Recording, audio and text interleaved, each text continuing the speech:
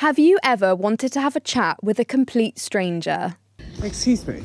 I'm sorry. I don't suppose you want a cup of tea, do you? Sorry? I don't suppose you want a cup of tea, do you? Excuse me. I don't suppose you want a cup of tea, do you? Excuse me. I don't suppose you want a cup of tea, do you? That's 28-year-old Will Shears. Videos of him asking random people in London if they would like a cup of tea have been viewed millions of times on social media. Will calls these interactions a mug of life, and he's here today to have a cup of tea and tell us what he's learnt from the strangers he's met. I'm Holly Gibbs, and this is the Happy Pod from the BBC World Service. Hello, Will. Oh, hey, Holly, how are you doing? I'm good, how are you? I'm good. Thank you so much for having me on your guys' podcast. No, thank you. And I have, in the spirit of a mug of life, I have a cup of tea here. Incredible. I've got my tea here. I've gone for a peppermint today. I've already had my English breakfast. What flavour is your tea? It is English breakfast with some milk, but not sugar. Great. No, you've got. I never go for sugar. So. So I just want to hear about your A Mug of Life. What a amazing thing that you do, and what made you want to start this? So it was a combination of a few things. Basically, I was on holiday with my sister out in Morocco, and we were sat on the beach, and someone just came up and, like, people on the beach in Morocco offer you cups of tea, and, like, you give them like 50p, £1, and, like, through that you end up having a really good chat with them and hearing all about their life. And I was like flying back, and I was like, is there a way to be able to go out to the parks in London and offer people a cup of tea? One day I just got out of my flat and I went to the local park, and I said to someone, I was like, excuse me, would you like a cup of tea? And the first person I went up to said, yeah. And I was petrified at the start. I was like, is anyone actually going to say yes to this?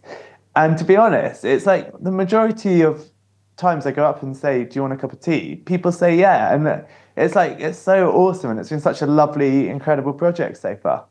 And talk me through the process of how you actually approach someone. You just said that the first person you asked said yes. Is that something that happens every time? Not always. Like, literally on Monday, I was in Clapham Common Park, and I think I went up to something like 10 or 15 people before the first person said yes. So that was a bit like, some days you have days like that where it's really frustrating. And then last night I was in Regent's Park, and the first person I went up to said, yeah, I'll have a cup of tea. So it's like, it's very much like, it changes day by day. So, like, there's no average of how many people I go up to before someone says yes. And, like, the actual real joy of this whole project has been going out to a park and asking, hey, do you want a cup of tea? And you don't know where the story's going to take you, and it's always surprising and it's always beautiful. And this project has been really about, like, realising that everyone's got a great story. It's just untapping that extraordinary story that everyone has. And you get these amazing stories by just asking them something so simple as, would you like a cup of tea? Is that what you would encourage other people to go out and do? I have never felt better since starting this project. Like, every day going out, you don't know who you're going to meet in your local park. You go out to someone and you say, excuse me, do you want a cup of tea? And you just see where this conversation takes you. And, like, yeah, we need to be cautious about talking to strangers. Like, that's obvious. But I do think we've built this world where we're like, we think it's weird to go and talk to a stranger, or when a stranger tries to start talking to you, go, oh, and your guard goes up. Like, that's certainly for me.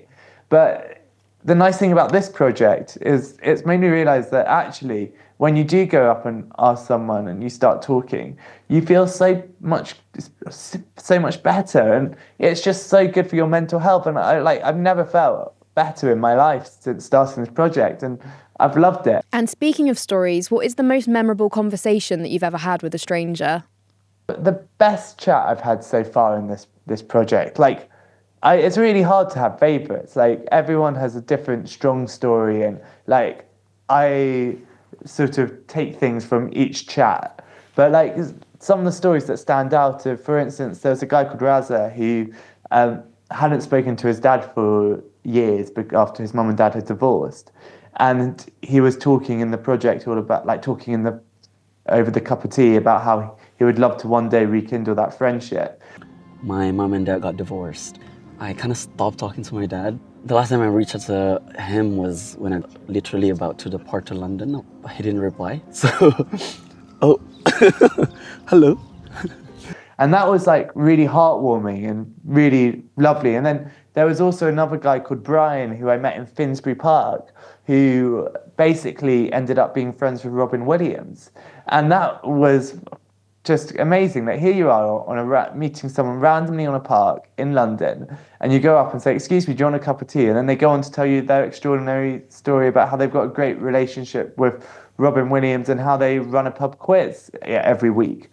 And so I went down to Brian's pub quiz, and that was lovely. And it's been like some of these tea chats, I like go and meet the person again afterwards, and that's been incredible. Like, for instance, there was a guy called Peter who was this old guy who I spoke to, and he was very philosophical about life. And then afterwards he said, "Oh, you must come to my weekly meditation class." And so I went to his meditation class in Camden, and like each person I've tried to sort of keep knowing afterwards, because you build this connection on a park bench.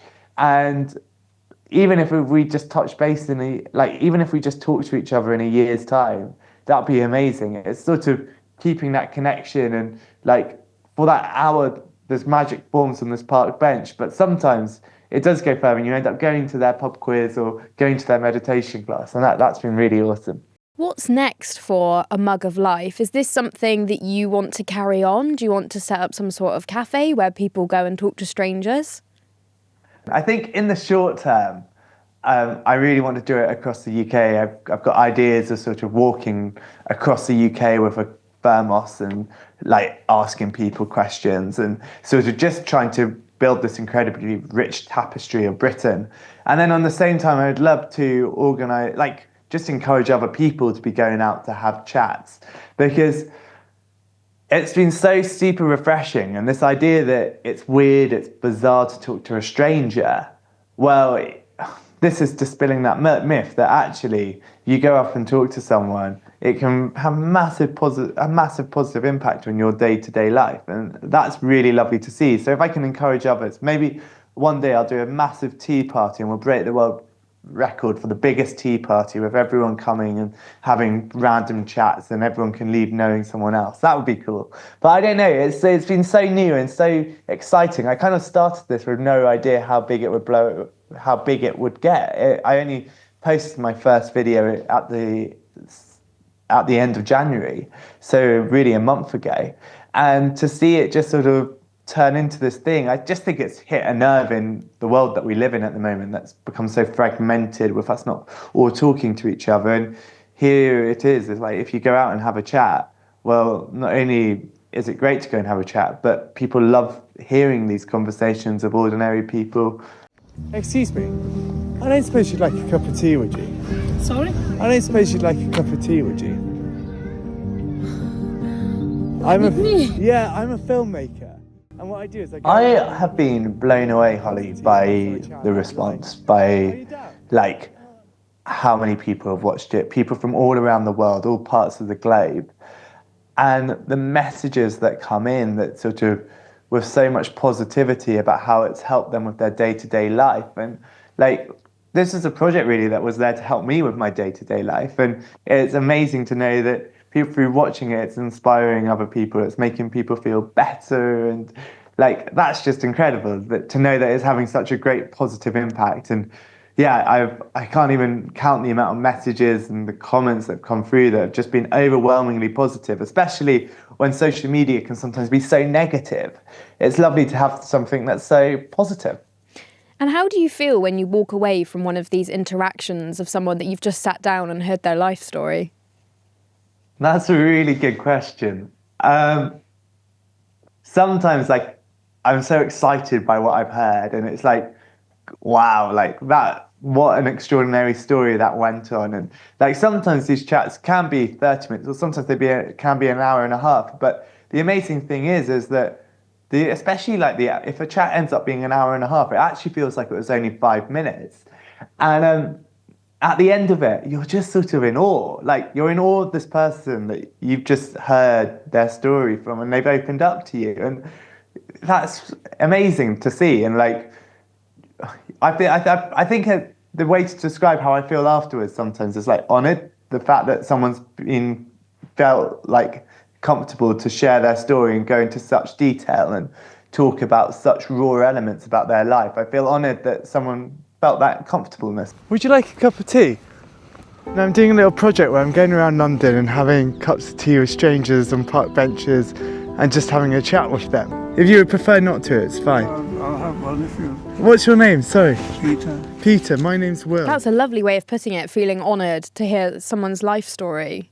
Yeah, it's sort of this lovely, happy feeling. I couldn't recommend it enough. You should definitely go out and try it, Holly. I'm going to. After this, I'll leave work and I'll go and find someone and ask them if they want a cup of tea. Do it. Go. Even if you just go to the park on your way back from work and just sit with someone on a park bench, you'll be blown away with where that story will take you. And maybe you'll talk for 5 minutes, or maybe you'll talk for 30 minutes. But sharing a conversation with a stranger, I think it just makes you feel so good and so happy. And if there was one life lesson that you could sum up that you have learnt throughout this project, what would it be? I think it's with this, it's been don't put barriers up. Like I'm a filmmaker, and for years I've put barriers up to stop me creating. And here what I did is I really stripped myself of any barriers. So I was just like, right, I just need a thermos and a camera and I'm going to go out and do it.